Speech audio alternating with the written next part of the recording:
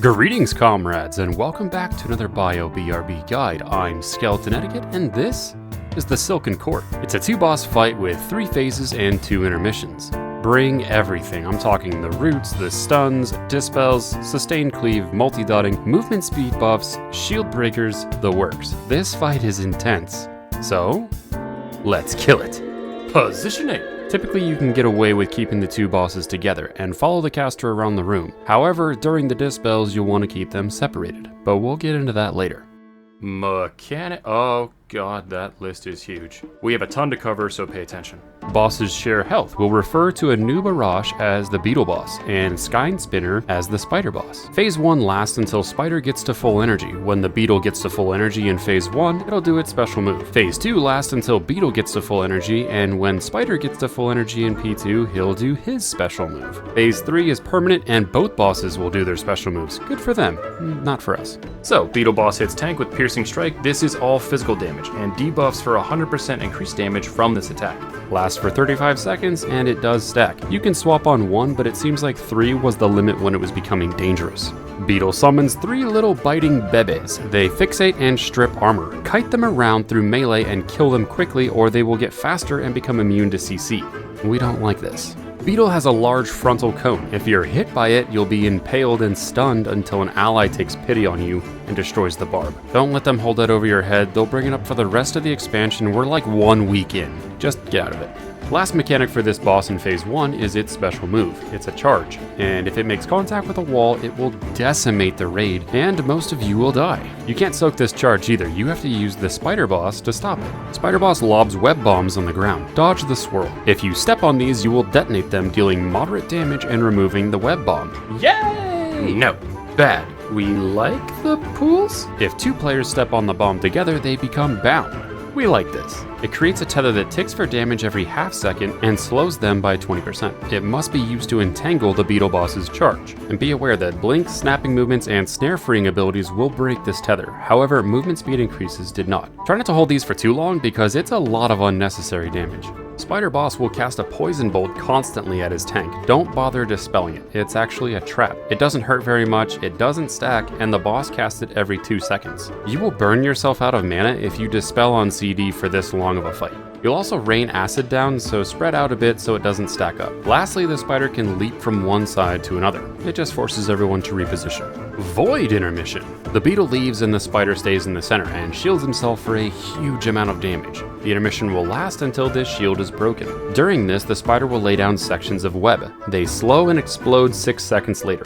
Pay attention to the order they're laid down in. You may need to stand in a section temporarily to avoid an exploding one. Try to stay close to the boss so you don't have to move as much. Shield busters are very powerful here. There's also a constant source of damage going out with Entropic Barrage. Every 18 seconds it gets 15% stronger. Considering the timing, it's best to hold on to your 2-minute CDs for this intermission. Don't worry, you'll only be sitting on them for a few seconds. Phase 2. Beetle boss is the same as phase 1, except there's no more web bombs or charges. Huzzah! But I just knew you were gonna say that. I hate the butts. Anyway, spider applies 3 debuffs on the raid. If you're affected, it will look like this at the edges of your screen. These last forever until they are dispelled. But you don't want to dispel them too early. When you do, the stinging swarm jumps to the nearest creature and hits the entire raid. Not long after these go out, the spider will jump to the center and start casting a non-kickable cataclysmic entropy.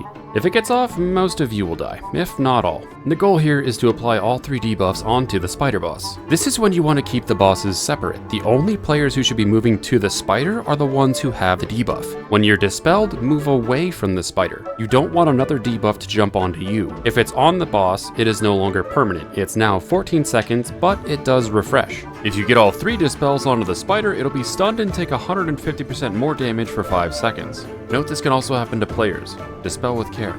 If you get dispelled with 2 stacks, they will both jump, but be careful not to get the 3rd stack yourself. This mechanic is probably going to be what kills your raid, and when it does, tell them to watch the Bio BRB guide. Spider also does a frontal cone just like the intermission, just don't be in it. Spider boss will then pull everyone to it, tethers players together and starts pulsing damage. Just run away, and you can break these tethers. The spider's poison bolt now gets an upgrade from a wet noodle to a purple wet noodle. He'll call it a void bolt, but it doesn't matter. It still works the same. Rage intermission. I'm sorry, I'm trying. Did you see how many mechanics are in this? Spider leaves. Beetle goes to the center. Gets a huge shield. Same thing applies. Shield busters, extremely helpful. Rings are spawning everywhere. If you can't escape, you get impaled and have to be broken out. Again, just move. There's a stacking wave of damage here, similar to the first intermission, but it hits harder and it ramps faster. This intermission has a high potential to wipe the raid just from the sheer amount of damage it does. Depending on your comp's damage and progression, this is a good lust window, even though it's late. Phase 3. We're almost done, I promise. This combines everything, so you'll have the dispels and the charges, but you still don't get web bombs. The only way you're gonna get the webs is after the spider pulls you in. Now you need at least one pair to keep their tether to catch the beetle. The impale rings replace the impale cone, and finally the beetle casts a storm that builds over 8 seconds. Did we make it back in time before heroic difficulty? We're so busted. The beetle now needs to be caught by 2 pairs of tethers instead of 1. Wait, that actually sucks. The dispel debuff on the second and third phase are 2 seconds shorter on the boss, so the window is a little bit tighter. The beetle bebes also get a hardened shell that mitigates a lot of damage for the first 10 seconds. Don't waste big hits on the spawn. Let them cook for a bit. And last but not least, the ramping damage effect in both intermissions increase significantly faster. Lust on the pull if you're confident, lust in the second intermission for prog kills. But either way, we're on to the last boss. Finally. Onward, comrades! To glory! Did we make it back in time before? Where'd everyone go? Are you sleeping? Oh, not again. If you enjoyed this guide, your loyalty and patience are commendable. If it helped you achieve glory, let me know. I honestly love hearing from all of you. Follow for more, and until we see each other again, take time and take care.